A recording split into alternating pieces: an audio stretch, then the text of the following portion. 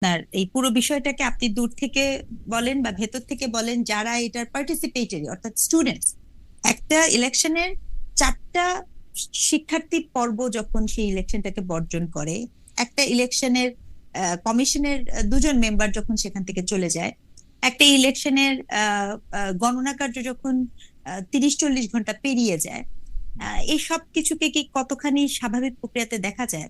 এটাই একটা প্রশ্ন। ওকে, ডক্টর সিংদা, আপনাকে ধন্যবাদ। আমি একটু জনাব রেজাউল করিম রনির কাছে আসি। জনাব রেজাউল করিম রনি, আমরাও আজকের আলোচনাটা শুরু করার আগে একটু আপনাকে নিয়ে একটু প্রশ্ন করতে চাই। আজকের অনুষ্ঠানে যখন আপনি আসবেন, আমরা যখন এই ঘোষণা দিয়েছি তখন বিভিন্ন মতামত এসেছে। এর মধ্যে একটি মতামত আমাদের একটু দৃষ্টি আকর্ষণ করেছেন। এটা হাওয়ার্ড টাইমস নামে একটা হাওয়ার্ড টাইমস এই আইডিটা থেকে আমরা একটা মন্তব্য করা হয়েছে। রেজাউল করিম রনি, আমি কোট করছি, জনাব রনি আপনি একটু মন্তব্য করবেন যে রেজাউল করিম রনি বিএনপির পক্ষে ঘাপটি মেরে আছেন আসলে জামায়াতের হয়ে। আমরা কেন আপনাকে দাওয়াত করছি তার সমালোচনা করছেন তিনি। এখন আপনাকে আমরা দেখেছি যে আপনি সব সময় যদি আমি 7-8 বছরের কথাও বলি, আমি গত 7-8 বছর ধরে আপনি দীর্ঘদিন যাদেরকে আমরা ইসলামপন্থী বলছি তাদের রাজনৈতিক অধিকার নিয়ে আপনি সোচ্চার। আপনি একই সঙ্গে জামাতে ইসলামীকেও খুব নিষ্ঠুর এবং নির্দয়ভাবে সমালোচনাও করে থাকেন।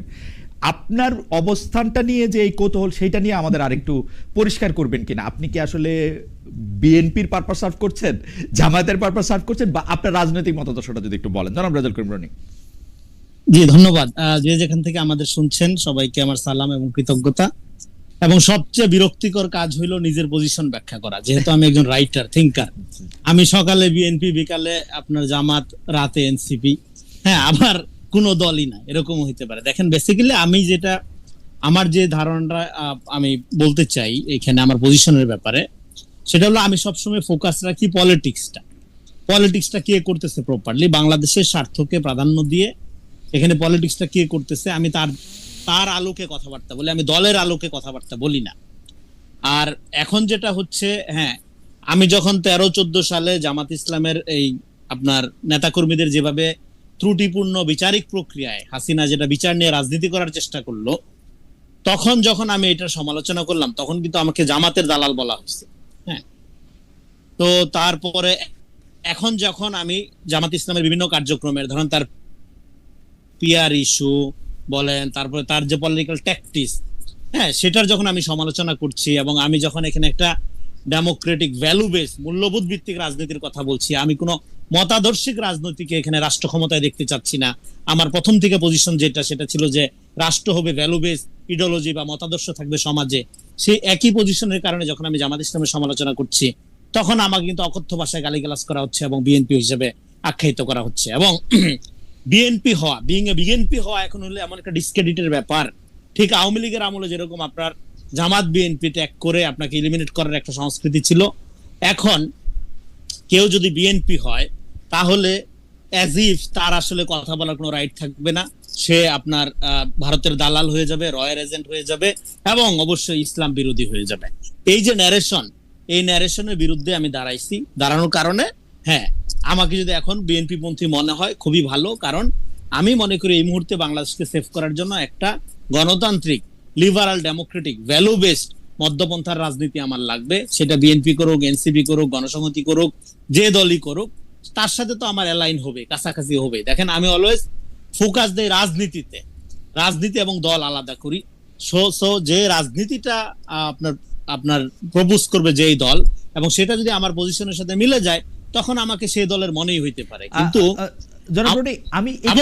আবার আমি বলি, আচ্ছা একটু শেষ করি খালিদ ভাই এখানে, আবার আমি যদি ধরেন বিএনপি করিও, কি সমস্যা? ধরেন আমি বিএনপি করি, যারা অভিযোগ করছে, হ্যাঁ উনি, বা ধরেন আমি জামাত করি, সো হোয়াট, কি সমস্যা? একজন রাইটার অলওয়েজ ডেঞ্জারাস। সে যখন মিথ্যা বলে সে ডেঞ্জারাস, যে সে যখন সত্য বলে তখনও সে ডেঞ্জারাস। ফলে আমি কোন দল করি এটা ইম্যাটেরিয়াল আপনাদের জন্য, যারা দর্শক শ্রোতা বা আমার পাঠক, আপনারা যারা আমার কথা শুনবেন বা গুরুত্বপূর্ণ মনে করবেন, আমি কি খাই, কোন বাজার করি, হ্যাঁ, আমি কি বক্তব্য দিচ্ছি, আমি কোন পলিটিক্স করছি, সেটা জরুরি। জি জনাব রনি, আমরা আমাদের রাজনৈতিক দলগুলো, আপনি ঠিক জায়গায় এসেছেন। আমরা ডক্টর স্নিগ্ধার কাছে এটা জানতে চাইবো যে এখন ঘটনাটা হয়েছে কি, আপনি যদি নির্দিষ্ট একটা রাজনৈতিক দলের হয়ে নিজেকে পরিচয় দেন, তার ফলে আমরা যারা আপনাদের দেখি তাদের পক্ষে সুবিধা হয় ওই দলের অকাজ কুকাজগুলির দায় দায়িত্ব আপনাদের দেওয়ার। এখন সেগুলি আপনাকে দিতে পারতেছি না আমি, আবার আপনি খুব সুখ নিয়ে সবার সমালোচনা করে বেড়াইতেছেন, এটা একটা আমাদের কাছে একটু প্রবলেমেটিক মনে হয়। আপনি যদি বলতেন প্রবলেমেটিক হবে, কারণ হচ্ছে আমরা তো আপনাকে পাচ্ছি, আমরা তো আপনাকে সমালোচনা করতে পারতেছি না, আমরা আপনাকে সমালোচনা করতে পারতেছি না সেই অর্থে। ধরেন বিএনপির কুকর্মের দায় আপনাকে দিতে পারতেছি না, কারণ হচ্ছে আপনি তো বিএনপি করেন না। আবার জামাতের কুকর্মের দায় আপনাকে দিতে পারতেছি না, আপনি জামাত করেন না বইলে আপনি এবার বলতেছেন। আবার আপনি যদি ভিতরে ভিতরে করেন সেইটা আবার একটু প্রবলেমেটিক মনে হয় আর কি। মানে আমি ওই জায়গা থেকে বললাম, আমার কাছে মনে হয় না রনি আপনি কিন্তু ভিতরে ভিতরে করার কিছু নাই। আমি আপনাকে বলি, এই আবার একটা খুবই ভালো প্রশ্ন করছেন। আমি দেখেন এতদিন আমরা কি দেখছি, সমস্ত লোক আওয়ামী লীগ করতো কিন্তু নিরপেক্ষ বুদ্ধিজীবী, জাতির বিবেক হয়ে যেত আওয়ামী লীগ করার পরেও। আওয়ামী লীগ করার পরেও তার তো জাতির বিবেক হইতে কোনো সমস্যা হয় নাই, কারণ আমাদের মিডিয়াতে এটা গ্রহণযোগ্য ছিল, কালচারের মধ্যে এটা গ্রহণযোগ্য ছিল। ধরেন সুভাষ সিংহ রায় বুদ্ধিজীবী হিসাবে তো ইয়া হইতো, এবং তারা আওয়ামী লীগকে ডিফেন্ড করতে কিন্তু রনি আমি একটু কারেকশন করি, সুভাষ সিংহ রায়কে একদম আওয়ামী লীগের লোকই ধারণা করে নেওয়া হয়েছে, তাকে কোনোদিন ধারণা করে নেওয়া হতো। ধরেন আনিসুজ্জামানকে আপনি কি একদম আওয়ামী লীগের লোক বলতে পারবেন? জাতির বিবেক, কিন্তু আওয়ামী লীগের পারপাস সার্ভ করতো না, সে করতো। হ্যাঁ, তার এরকম আছে। আপনি ধরেন সে আওয়ামী লীগ হইতো, তাদের সমস্যা নাই, কিন্তু মুশকিলটা হইলো আমাদের এখানে, হ্যাঁ আপনি যেটা বলছেন এটা গুরুত্বপূর্ণ, যে তলে তলে করা, গোপনে করা না। গোপনে করার ব্যাপার না, আমার পজিশনটা পরিষ্কার। আমি বাংলাদেশপন্থী রাজনৈতিক চর্চা বিকাশের একজন থিঙ্কার রাইটার। আমার সমালোচনা করতে হবে দলের পয়েন্ট থেকে না, যে আমি বিএনপির পক্ষে কেন দালালি করছি, কেন জামাতের পক্ষে বা কেন এনসিপির পক্ষে, এই জায়গা থেকে না। আমার সমালোচনার পদ্ধতি পিওরলি মেথোডোলজিক্যাল, যে আমি যেমন ধরেন আমি বলতেছি যে রাষ্ট্র হবে ভ্যালু বেস ইডিওলজি থাকবে সমাজে। জাহেদ ভাই বিরোধিতা করছে, আমি জাহেদ ভাই বলছে কি এটা জাহেদ ভাই বলছে কি, জাহেদুর রহমান বলছে কি এটা একটা ইউটোপিয়ান আইডিয়া। তুমি আমার সমালোচনা করতেছ না, রাইট? আমার সমালোচনা করা যাবে না তা না, সমালোচনা করা যাবে না, কিন্তু সেটা দলের রেস থেকে রনি আপনি একটু আটকাই, আপনার আমার অরিজিনাল প্রশ্ন আছে, কিন্তু আমি একটু ডক্টর সিংদার কাছে জিজ্ঞেস করি। ডক্টর সিংদা, আমার কাছে কিন্তু যদি আপনি বলেন যে থিসিস হিসাবে রনি সাহেবের কথাটা আমার খুব গুরুত্বপূর্ণ মনে হচ্ছে, যে উনি আসলে সমাজ চান যে এটা আসলে ভ্যালু বেসড হইতে পারে বা হবে, এইটা ওনার আকাঙ্ক্ষা, কিন্তু রাষ্ট্রকে তিনি ভ্যালু বা আইডিয়াল বেস চান না। আসলে ডক্টর জাহিদুর রহমানের কথা উনি বললেন, ডক্টর জাহিদুর রহমানও কিন্তু প্রায় সিমিলার কথা বলেন, কিন্তু কোথায় গিয়া মানে আবার এটা কনফ্রন্টেশন আমি জানি না। কিন্তু আপনার কাছে আপনার বর্তমান বাস্তবতা এটাকে বাস্তব বা মানে সম্ভব মনে হয় কিনা, যে রাষ্ট্র বা রাজনীতিকে আমরা ভ্যালু বা আইডিয়ালিজম থেকে একটু আলাদা করে রাখি, সেইটা আমরা ব্যক্তি জীবনে বা সমাজ জীবনে চর্চা করি? আপনি কিভাবে দেখেন এটা ডক্টর স্নিগ্ধা? তাহলে দেখেন, রাষ্ট্র ইটসেলফ একটা দমন এবং নিপীড়নমূলক প্রতিষ্ঠান। রাষ্ট্রের হিস্ট্রি, রাষ্ট্রের বিকাশ সবসময় একটা ভীষণ রকমের একটা কোয়ার্সিভ একটা পাওয়ার প্র্যাকটিসের জায়গা। আর রাষ্ট্রের এই কোয়ার্সিভ পাওয়ার প্র্যাকটিস সকল সময় কোনো না কোনো একটা ভ্যালুর উপরে নির্ভর করে কিন্তু হয়েছে, এটা একটা চর্চার অংশ। আপনি হিস্টোরিক্যালি যত রাষ্ট্রের ডেভেলপমেন্ট দেখবেন, প্রত্যেকটা রাষ্ট্রেই কিন্তু নানা ধরনের আপস এন্ড ডাউনস এর মধ্যে দিয়ে গেছে, এবং যেটার মূল থিম হিসেবে কাজ করেছে তার ভ্যালুর চর্চাটা। একটা পর্যায়ে যে রাষ্ট্র এটা হতে পারে, আমরা যদিও ভাবি আপনি এটা ইউটোপিয়ান চিন্তা, এটা আমারও মনে হয় এটা ইজ নট পসিবল। কারণ যে কোনো রাষ্ট্র তার যে বিকাশের যে ইতিহাস, সেই বিকাশের ইতিহাসটা তো একদিনে জাম্প আপ হবে না। কারণ আমরা আজকে যেভাবে ধর্মভিত্তিক রাষ্ট্রটা দেখতে পাচ্ছি, ধর্মের যেই ইটা দেখতে পাচ্ছি, প্রতাপটা দেখতে পাচ্ছি, এখানে সংকটটা কোথায়? এবং একটা সময় তো রাষ্ট্র ছিল, রাষ্ট্রের সাথে আপনি জাতীয়তাবাদের ধারণা পাবেন, রাষ্ট্রের সাথে আপনি কালচারাল কনোটেশনের ধারণা পাবেন। রাষ্ট্র তো একটা প্রসেসের মধ্যে দিয়ে ইভলভ করে।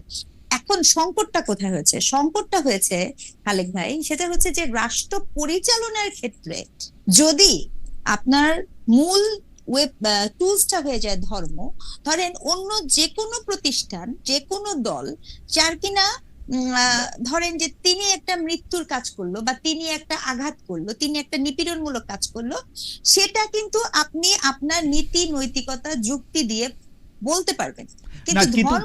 কিন্তু doctor Snigdha, Roni correct me if I am wrong, Roni কিন্তু শুধু ধর্মীয় ভ্যালু বা আদর্শের কথা বলতেছে না, যে কোনো ভ্যালু বা আদর্শকে, এটা যদি লাল বই হয়, নীল বই হয়, কোন একটা গ্রিন বুক হয়, সবকিছুর এগেইনস্টে সে বলতেছে যে রাষ্ট্রকে আসলে কোন একটা নির্দিষ্ট, জি ওই জায়গা থেকে যদি একটু বলতেন। রনি আমাকে কারেক্ট করেন, আপনি পরে আমি ভুল বললে। জি জি ডক্টর স্নিগ্ধা। আমি ধর্মের এক্সাম্পলটা দিয়েছি কেন, এটা তো খুব এখন ডমিনেন্ট সে কারণে, কিন্তু Okay. আমি আই ক্যান আন্ডারস্ট্যান্ড যখন আপনার রেড বুক আর্মি দিয়ে মাও সেতুং চীনকে করে, ওটাও তো একটা ভ্যালু বেসড, ওটারও তো একটা ভ্যালু আছে, রাইট রাইট সো ফ্যাক্ট হচ্ছে যে এই ভ্যালুর উপরে বেস করে যখনই আপনি রাষ্ট্রকে পরিচালনা করেন, তখন রাষ্ট্রের দমন এবং নিপীড়নমূলক হওয়ার সুযোগগুলা অনেক বেড়ে যায়। মানে এটা একটা দানবীয় আকার ধারণ করে যখন আপনি কোনো না কোনো পার্টিকুলার ভ্যালুর উপরে বেস করে একটা রাষ্ট্রকে পরিচালনা করেন। তো সেই জায়গাটা থেকে আমরা এক্সপেক্ট করতে পারি, এটা আমাদের এক্সপেকটেশন করতে পারি, কিন্তু প্রবলেম হচ্ছে বাংলাদেশ রাষ্ট্র ইন পার্টিকুলার তার ইনস্টিটিউশন, তার যে ইনস্টিটিউশন গুলো আছে সেই ইনস্টিটিউশন গুলো আনফরচুনেটলি নিয়ন্ত্রিত হচ্ছে ওকে কোনো না কোনো ভ্যালু। ওকে, এটা ইন্টারেস্টিং যে মানে বাংলাদেশ একটা মানে নিয়ন্ত্রিতই হচ্ছে যে এরকম একটা দিয়ে, এবং অন্যান্য রাষ্ট্রগুলির ক্ষেত্রে আমরা উদাহরণ দিতে পারি কিছু ইউরোপীয় দেশ বা কিছু মানে উন্নত বলতে আমরা যেগুলিকে অর্থনৈতিকভাবে উন্নত দেশগুলি ছাড়া। রনি, এই বিষয়ে কি আর কিছু বলবেন নাকি আমরা আজকে রাজনীতির প্রসঙ্গে আসবো? আমি একটু বলি। 30 সেকেন্ড, রনি 30 সেকেন্ড। জি স্নিগ্ধা বলেন। শুধু ইনস্টিটিউশন না, আপনি খেয়াল করে দেখবেন যে আমাদের যে পলিটিক্যাল পার্টিজও থাকে, সে যখন ন্যারেটিভ দিতে আসে, তার ন্যারেটিভ না ভিশন বেস থেকে ভ্যালু বেস হয়ে যায়। নো ম্যাটার হোয়াট, আপনি তো একটা ভ্যালুর উপরে বেস করে, কখনো আপনি মুক্তিযুদ্ধের ভ্যালুস, কখনো আপনার রিলিজিয়নের ভ্যালুস, কখনো আপনার না কিন্তু স্নিগ্ধা আপনি খেয়াল করেছেন রনি এইটার এগেইনস্টেই বলতেছেন, কিন্তু আসলে মানে আমি যদি রনিকে বুঝে থাকি, হ্যাঁ হ্যাঁ, কিন্তু আমি আপনাকে দেখাচ্ছি, আপনি যদি দেখেন যে এই ভ্যালুটার উপরে তার আপনার প্রশ্ন কি পলিটিক্যাল পার্টি। ঠিক আছে, আমার মনে হয় ডক্টর স্নিগ্ধার প্রশ্ন আমি মোটামুটি বুঝতে পারছি যে এটা আসলে সম্ভব কিনা। রনি যদি অল্প কথায় বলেন, আমরা এই তাত্ত্বিক আলোচনাটা আবার ভালো লাগতেছে, কিন্তু বাংলাদেশের রাজনীতি নিয়ে একটু কথা বলতে হবে আপনাদের দুজনকে যখন পাইছি। অসুবিধা না, আমি একদম মানে 2 মিনিটে শেষ করে দিচ্ছি। আমার বক্তব্যটা ছিল রাষ্ট্র হবে ভ্যালু বেসড, ইডিওলজি থাকবে সমাজে, মতাদর্শ থাকবে সমাজে। আপনি মুক্তিযুদ্ধের চেতনার পক্ষে বা বিপক্ষে কোনো সমস্যা নাই, আপনি সমাজে থাকেন, সমাজে আপনি ডিসকাসিভ বা আপনি আপনার বক্তব্যটা নিয়ে আপনি ঝগড়া করেন, হ্যাঁ, আর যার কাউন্টার মত আছে সে তার কাউন্টার মত হাজির করুক, কিন্তু রাষ্ট্র কোনো পার্টিকুলার ইডিওলজিকে সাবস্ক্রাইব করবে না, একটা ইডিওলজির আপনার ধরেন যে ধারক বাহক হবে না। রাষ্ট্র যেটা করবে ভ্যালু প্লুরালিজম করবে, তার কাছে ধরেন হিন্দু মুসলিম খ্রিস্টান সবার ভ্যালুটাই সংরক্ষিত থাকবে, হ্যাঁ, এবং সে জিজ্ঞেস করবে না তুমি মুক্তিযুদ্ধের পক্ষে না বিপক্ষে, রাষ্ট্র জিজ্ঞেস করবে তুমি তোমার অধিকার ঠিক মতো পাচ্ছ কি পাচ্ছ না, তুমি তোমার চিকিৎসা পাচ্ছ, স্বাস্থ্যসেবা ঠিক আছে তোমার, আমি তোমাকে আর কিভাবে সার্ভিস দিতে পারি, আর কিভাবে তোমার সুবিধা আমি দিতে পারি। কিন্তু আমাদের এখানে যেটা হচ্ছে, কিন্তু রনি আমি একটু মাঝখানে একটু জানতে চাই যে ধরেন রাষ্ট্র একটা আমরা মানে একটা নির্দিষ্ট দলকে বা একটা নির্দিষ্ট মতাদর্শকে মনে করলো এটা রাষ্ট্রের জন্য কল্যাণকর না বা রাষ্ট্রের জন্য মানে থ্রেটেনিং, তখন রাষ্ট্র তো ওইটা দিয়েই আসলে পরিচালিত হবে, এটা থেকে সে বাইর হবে কেমনে? ধরা যাক এখন যদি ইসলামপন্থী কেউ বাংলাদেশে আসে, যেমন আসছিল কেউ মুক্তিযুদ্ধের নাম করে এটা বলার জন্য, সে তো আইন বানাবে ওরকম, কাঠামো ওরকম করে তৈরি করবে, ইনস্টিটিউশন ওরকম করে তৈরি করবে, যেমনটা আমরা দেখছি। এইটারে কেমনে মানে এটা কেমনে সম্ভব হবে? এটার বাইরে এই জন্য আপনি এই পলিটিক্স অফ সেন্টিমেন্ট আপনি সেটা মুক্তিযুদ্ধের নামেই করেন বা এক ধরনের ইসলামের একটা ব্যাখ্যার নামেই করেন, ইসলামের তো এখানে হাজার রকম ব্যাখ্যা আছে, একটা পলিটিক্যাল ইসলামের নামেই করেন বা হ্যাঁ, তো politics of sentiment is always dangerous, কারণ আমার সেন্টিমেন্ট আপনার চেয়ে আলাদা হইতেই পারে, তাই বলে কি আপনি আমাকে সমাজে থাকতে দিবেন না, আমি কি আমার অধিকার পাবো না? আমার কথাটা হলো যখন রাষ্ট্র যদি ভ্যালু প্লুরালিটি করে, তখন এই সেন্টিমেন্ট যার যেটা সেন্টিমেন্ট এটা নিয়ে কোনো সমস্যা নাই। এই জন্য নাগরিক ভিত্তিক রাষ্ট্রের প্রস্তাবনা যেটা আমরা বলতেছি সেটা হলো যে এখানে জেনজি জেনারেশন যে জায়গা থেকে আপনার হ্যাঁ তারা একটা রাষ্ট্রকে দেখতে চায়, সে দেখতে চায় সে কি বিশ্বাস করে না বিশ্বাস করে এটা নিয়ে কেউ মাথা ঘামাবে না, তার অধিকারটা এনশিওর করবে। নাগরিক ভিত্তিক অধিকার এনশিওর করার জন্য রাষ্ট্রকে অবশ্যই ভ্যালু বেসড হতে হবে, ভ্যালু প্লুরালিটি করতে হবে। সেটা যখনই একটা ইডিওলজির সাবস্ক্রিপশন করবে, একটা ইডিওলজির সাপেক্ষে দেখবে, তখন একটা ইডিওলজির সাপেক্ষে বাকিদেরকে সেই দ্রুত এলিমিনেট করবে, বাকিদেরকে দ্রুত সে হত্যাযোগ্য করে তুলবে। এটা আমরা তো দেখছি। আপনি ধরেন একটা বাচ্চা ছেলে তাকে রাজাকার বলে কুপায়া মারতেছে, এটা এই আলোচনা আপনার সাথে আমি বহুবার করছি। ফলে আমি এটা নতুন কোনো কথা বলতেছি না। ইজায়া বার্লিন, হ্যাঁ, বিখ্যাত থিঙ্কার, আপনার ব্রিটিশ থিঙ্কার, সে বারবার বলছে যে আচ্ছা ভ্যালু প্লুরালিটি যদি রাষ্ট্র না করতে পারে তখন সমস্যা হয়। এটা আমি নতুন কোনো কথা বলছি না, পৃথিবীতে বহু লোক এই কথা বলে গেছে, কেন আমি শুধু বাংলাদেশের প্রেক্ষাপটে এটা আর্টিকুলেট করার চেষ্টা করতেছি যে আমাদের নাগরিক ভিত্তিক একটা রাষ্ট্রের জন্য রাষ্ট্রকে একটা মাত্র মতাদর্শিক বা ক্যাডার ভিত্তিক সংগঠনের বা একটা দলের যদি মানে প্রপার্টি বানান তাহলে স্টেট, এটা হলো পার্টিজান। মানে দর্শকদের জন্য আমি বলতেছি যে বিখ্যাত কমিউনিস্ট নেতাও বলছিলেন যে শত ফুল ফুটতে দাও, তো এখন শত ফুল ফুটতে দাও বইলা ওইটারে সামনে রাইখা সেই ফুলগুলি খালি একটা বাগানে চাষ করা হবে কিনা সেটা প্রশ্ন। কিন্তু আমরা এই তাত্ত্বিক আলোচনা থেকে, ক্লাসরুম আলোচনা থেকে আমরা একটু বর্তমানের দুনিয়াতে ফিরে আসি। একই প্রশ্ন ডক্টর স্নিগ্ধা আপনার জন্য, কিন্তু আমি একটু রনিকে দিয়ে শুরু করতে চাই। জনাব রনি, প্রশ্নটা দুইটা বিষয় আছে। একটা হচ্ছে যে গত বছর ডক্টর মোহাম্মদ ইউনূস যখন জাতিসংঘের সম্মেলনে এসেছিলেন তখন বলা হয়েছিল যে তিনি 7 জন সফরসঙ্গী নিয়ে এসেছেন, এবার আসছেন 107 জন। আমরা এরকম একটা জায়গা থেকে মানে এটাকে কিভাবে আমরা এটা ব্যাখ্যা করব বা এটাকে ভালো বা খারাপ, গত বছর যেটাকে নিয়ে আসলে অনেক পয়েন্ট নিতে দেখা গেছে, এইবারই এইটার একটা উল্টা দিক করা, এটা আসলে ঠিক হয়েছে কিনা। দ্বিতীয় কথা হচ্ছে যে ডক্টর ইউনূস এমন একটা অবস্থান দেখাচ্ছেন যে গত 7-8 মাস ধরে আমরা এটা দেখতেছি যে কোনো একটা বিষয় নিয়ে বিএনপি, জামাত বা এনসিপিকে যুক্ত করলেই পলিটিক্যাল সমস্যা বা পলিটিক্যাল ধারণাগুলিকে অ্যাড্রেস করা যাবে। কিন্তু কেউ কেউ বলতেছেন যে এইটার ফলে জনাব মাহমুদুর রহমান মান্না, জনাব চরমনাইর পীর সাহেব, জনাব আন্দালি পার্থ, জনাব জোনায়েদ সাকি, জনাব নুরুল হক নূরকে এক ধরনের অবহেলা করা হচ্ছে বা তাদেরকে আদার করে ফেলা হচ্ছে। আপনারা এই ব্যাপার দুইটা কিভাবে দেখেন? একটা হচ্ছে যে 7 বনাম 107, আরেকটা হচ্ছে যে শুধু জামাত, বিএনপি, এনসিপি দিয়ে আসলে রাজনৈতিক সমস্যাগুলি অ্যাড্রেস করা সম্ভব কিনা। জনাব রনি আগে, তারপর আমরা স্নিগ্ধাকেও শুনবো। জি আচ্ছা, দেখেন এইটা আমাদের বাংলাদেশ, আমাদের একটা রাষ্ট্রকে আমরা যেভাবে দেখি, রাষ্ট্রকে এই জন্য একটা ইম্পার্সোনাল প্রপার্টি আকারে দেখা উচিত। আমরা সবসময় রাষ্ট্রকে একটা পার্সোনাল এন্টিটি আকারে দেখি। দেখার পরে এবার ওই পার্সনের সাথে আমি যদি সম্পর্কিত হইতে পারি কোনোভাবে, আমি যদি কোনোভাবে ইউনিট সেন্টারের কাছাকাছি হইতে পারি, আমি যদি কোনোভাবে একটু চট্টগ্রামের কাছাকাছি হইতে পারি বা চট্টগ্রামে হইতে পারি, তাহলে আমি নিজেকে এম্পাওয়ার মনে করি। এভাবে পার্সোনালি দেখার কারণে আমার মনে হয় যে যেটা গত বছর 7 ছিল, এটা আজকে যে এই বছরে আসলে 107 হয়ে গেল, ইটস ভেরি আনফরচুনেট। একটা গরিব দেশ, সে দেশের সরকারি এই যে মজমাস্তি যদি আপনি দেখেন, লজ্জাজনক যে দেশের মানুষ এখনো আপনার তার খাবারের প্লেটে খাবার হিসাব করে, আপনার বাজার হিসাব করে খায়, তাকে তার নিউট্রিশন কম্প্রোমাইজ করতে হয়। সে দেশে সরকারি অফিসগুলোতে বা কর্মচারী দায়িত্ব যারা থাকবেন, তারা যখন এরকম ফুটানি করে বিভিন্ন বিষয়, শুধু বিদেশ সফর না, বিভিন্ন বিষয়, এটা খুবই আনফরচুনেট। ফলে এই জন্যই তো বলি, ক্ষমতার সাথে জনগণের কোনো সম্পর্ক তৈরি হয়নি। জনগণের সম্পর্ক তৈরি হইলে এটা তো লজ্জার ব্যাপার। আপনার গত বছর যদি 7 জনে কাজ চলে, এখন কেন 107 জন যাইতে হবে? এটা মিনিমাম আত্মসম্মান বোধের ব্যাপার। আপনি যে রাষ্ট্রের টাকা খরচ করতেছেন, হ্যাঁ, আপনি এবং খরচ করতে পারা যাওয়াটাকে আপনি যে সম্মানের ব্যাপার মনে করেন, এটা টোটালি ফ্যানাটিসিজম, এটা টোটালি পপুলিজম। এটা কিছু লোকদেরকে, যে সমস্ত লোকদের দিকে নিয়ে যাচ্ছে, ধরেন 107 জন, এরা কি ভ্যালু এড করবে বাংলাদেশের কি 2 পয়সার উপকার হবে এই আমাদের এই অর্থ অপচয় করা ছাড়া? রাষ্ট্রীয়, সেটা 1 টাকা হোক বা 1000 কোটি টাকা হোক, 1 টাকা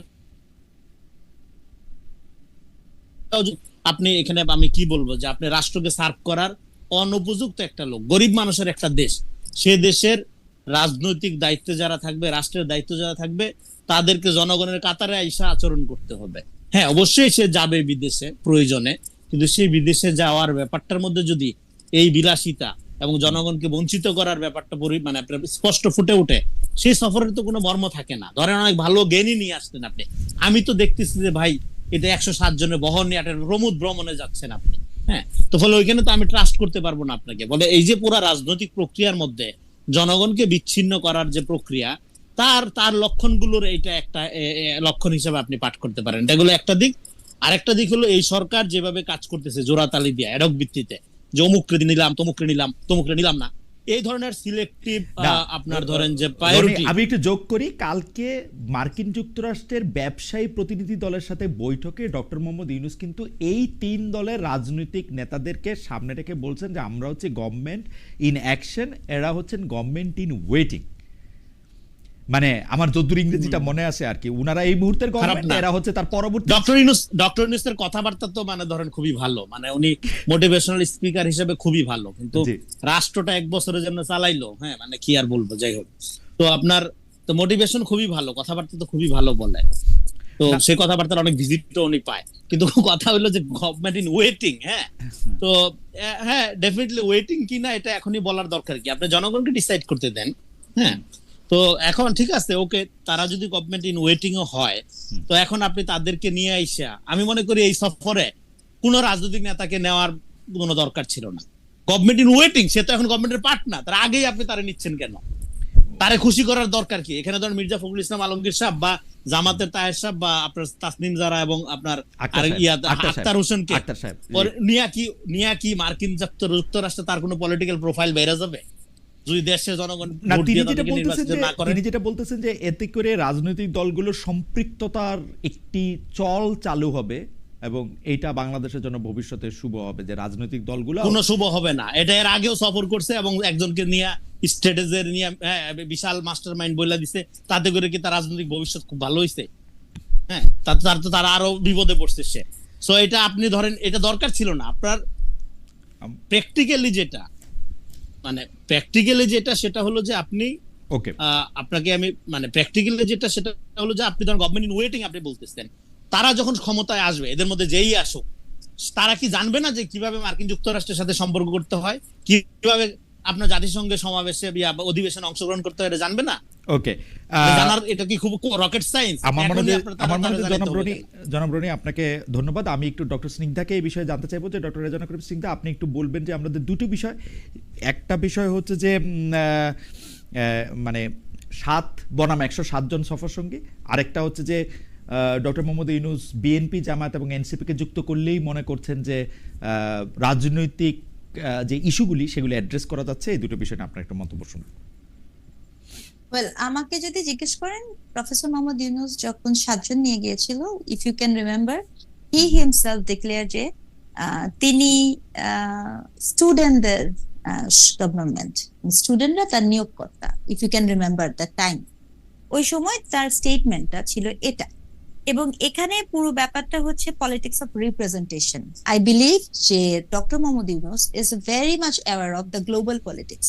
আমাদের লোকাল পলিটিক্যাল সেন্টিমেন্ট এবং রিপ্রেজেন্টেশন আর global political sentiment and representation একদমই একটা। আমি যদি আমার জায়গা থেকে দেখি, তাহলে আমি যেটা বুঝি যে ওই সময় গত বছর the whole world was very much aware about the student movement in Bangladesh, এবং সেই সময় স্টুডেন্টসরাই ছিল একটা অত্যন্ত এবং একচ্ছত্র গুরুত্বপূর্ণ স্টেক হোল্ডার ইন 2024, ঠিক আছে, যে সময় উনি দায়িত্বটা নেন। তো সেই সময় it was really very important for him যে তিনি ওই যে একটা হিরোইক ক্যারেক্টার বাংলাদেশের স্টুডেন্টসরা, তিনি তাদের হিরো, তিনি তাদের লিডার, হি কশাসলি সেটাকে তিনি কি করেছেন, প্রেজেন্ট করেছেন। এবং এতটাই কশাসলি হয়েছিলেন, পলিটিক্যালি হোক, সচেতন বা অসচেতন ভাবে হোক, তিনি কিন্তু ওখানে একজনকে যেয়ে বলে দিলেন যে the whole thing was meticulously design.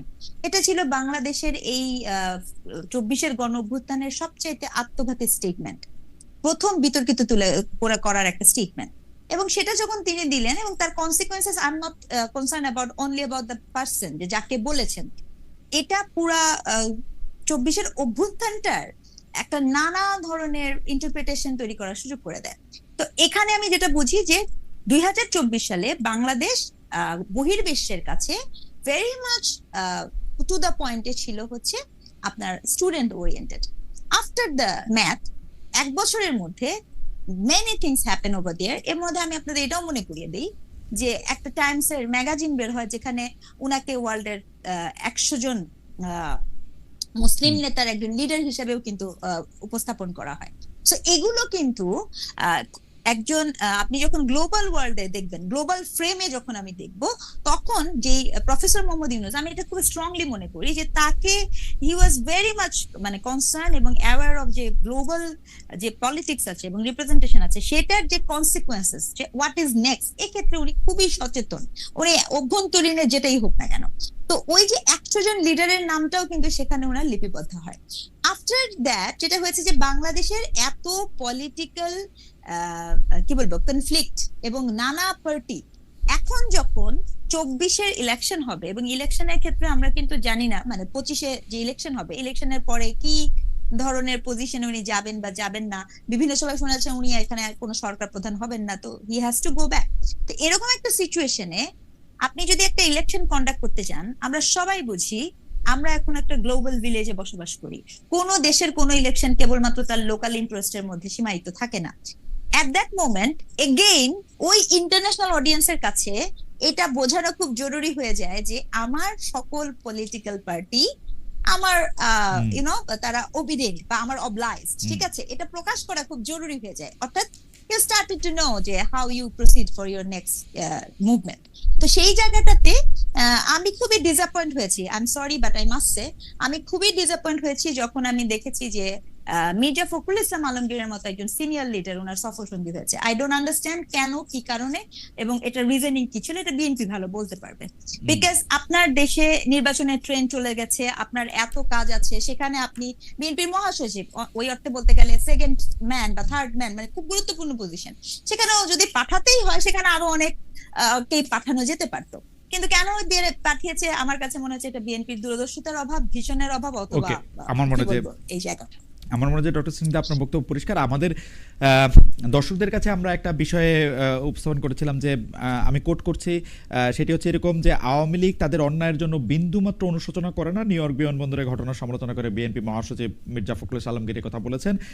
দর্শকদের কাছে আমরা জানতে চেয়েছিলাম যে মন্তব্য সঠিক বলে মনে করেন কিনা। শতকরা 83% দর্শক এটিকে সঠিক বলে মনে করেন, শতকরা 17% দর্শক মনে করেন এটি সঠিক। 36,000 দর্শক এখানে ভোট দিয়েছেন।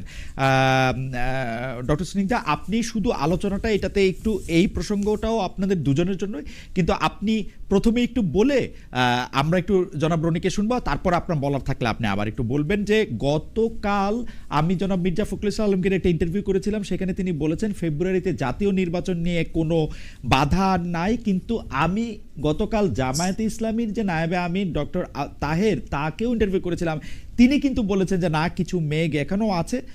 আর শাপলা প্রতীক না পেয়ে এনসিপি নেতা জনাব সার্জিস আলম বলেছেন সাংবাদিকদের শাপলা প্রতীক না পেলে নির্বাচন কিভাবে হয় দেখে নেব।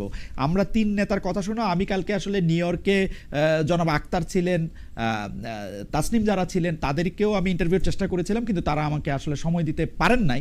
তো সেই জন্য তাদের মতামত আমি সরাসরি জানতে পারিনি, কিন্তু জনাব সার্জিস আলমের মতামত আমি জানতে পারছি যে নির্বাচন শাপলা প্রতীক ছাড়া কিভাবে হয় তা তিনি দেখে নেবেন। মির্জা ফখরুল ইসলাম আলমগীর বলছেন যথাসময়ে সুন্দর মতো ইলেকশন হবে। জনাব তাহের বলছেন কিছু মেঘ এখনো আছে আকাশে। আপনার মন্তব্য শুনতে চাই জনাব রেজাউল করিম রনি, আপনারও মতামত। আপনি শুরু করেন ডক্টর স্নিগ্ধা। আচ্ছা, আমার বক্তব্যটা হচ্ছে, দেখেন মির্জা ফখরুল ইসলাম আলমগীর উনার এটা বলারই কথা, যতই মেঘ থাকুক উনি এটাই বলবেন, because BNP has got a vibe, এবং তারা মনে করে যে এই মুহূর্তে পলিটিক্যাল অ্যাটমসফিয়ার নাই বা সমস্যা আছে, এটা বলা ইটসেলফ তাদের জন্য, তাদের পলিটিক্যাল স্টেপিং স্টোনের জন্য খুবই ডিফিকাল্ট, এবং এটা প্রবলেম তৈরি করবে। এই জন্য উনি এই মন্তব্য দিয়েছেন বলে আমি স্ট্রংলি মনে করি। তাহের সাহেব, এখানে আরেকটা বিষয় হয়তো বা আপনার আসবে, যে মব দঙ্গল বা ডিম নিয়ে যেটা হয়েছে, যদি এটা নিয়ে আমি একটু পরে কথা বলবো হয়তো বা, কিন্তু এখানে জামাতের নেতা তাহের সাহেব উনি যেটা কথা বলেছেন, যেহেতু উনি মাঠে আছেন, উনি পিআর পদ্ধতি, উনার দল একটা বিষয় বলছে, একই সাথে জুলাই সনদ, সেটাও একটা খুব গুরুত্বপূর্ণ ইস্যু হওয়ার কথা ছিল। খুবই দুঃখজনক, এনসিপি নেতা সার্জিস আলম তিনি যে টোনে, এই যে দেখেন যে কিভাবে হয় দেখে নেব, এই যে দেখে নেব, এটা নেতৃত্ব সুলভ না, এটা ভীষণ রকমের না, সন্ত্রাসী কিন্তু ডক্টর সুলভ সিংদা, টোন। আমরা যাদেরকে নেতা হিসেবে এতদিন দেখে আসছি তাদের তো, তারা নেতৃত্ব সুলভ কথা ঠিকই বলেছেন, কিন্তু কাজকর্ম তো নেতৃত্ব সুলভ করেন নাই, মানে সেটাও তো। আচ্ছা, কিন্তু আমি আপনাকে মনে করে দিতে চাচ্ছি, যাদেরকে আপনারা দেখে আসছেন তারা কিন্তু কখনো নয়া বন্দোবস্তের ন্যারেটিভ নিয়ে সামনে আসে নাই। এই গ্রুপ অফ পিপল কিন্তু নয়া বন্দোবস্তের ন্যারেটিভ সামনে নিয়ে আসছিল, কাজেই তাদের এই প্যাটার্নকে যদি আমরা এভাবে দেখি তাহলে সেটা খুবই দুঃখজনক, এবং যে কারণে এনসিপি আজকে একটা হতাশার নাম হয়ে দাঁড়িয়েছে। এই বিষয়গুলো, এই যে ছোট ছোট ক্ষুদ্র ক্ষুদ্র ভুল, এটা আসলে কোনোভাবেই কামনীয় না। কাউকে দেখে নেওয়া কোনো নেতৃত্ব সুলভ আচরণ না, কাউকে দেখে নেওয়া একটা হুমকি সুলভ এবং থ্রেটেনিং একটা আর টোন। জামায়াত ইসলামের এইটা নেতা যে, বোঝাটা জামায়াত জরুরি। ইসলামের নেতা যে মনে করছেন কিছু মেঘ এখনো আছে, সেটা নিয়ে আপনি না, কি মনে? জামাত ইসলামের নেতা তিনি বলেছেন, দেখেন আমি জামাতকে বেরিয়ে কি বলবো, তারা অনেক সুন্দর মিষ্টি মিষ্টি কথা বলা শিখেছেন, and I really do appreciate it. আকাশে অনেক মেঘ জমেছে, মেঘ কেটে গেলে আবার বৃষ্টি হলে পরে সবকিছু ঠিক হয়ে যাবে, যদি সুবিধা মতো সবকিছু আমার হয়। এটাই তাদের পলিটিক্যাল স্ট্যান্ড, বিকজ এটাই বোঝা যাচ্ছে, কারণ উনিই তো বলছেন, উনারা কিন্তু এরকম কিছু বলেননি যে যদি এটা না হয় তাহলে আমরা যাব না, আমরা করব না। বিকজ আপনি এবং এই বাংলাদেশে এই মুহূর্তে আপনি ডিসি অফিস যান, সচিবালয়ে যান, হুম। আপনি বিভিন্ন মন্ত্রণালয়ে যান, বিভিন্ন জায়গায় উনাদের সমর্থক অথবা উনাদের সমর্থিত দলের লোকজন ভীষণভাবে ক্ষমতায়িত, ঠিক আছে?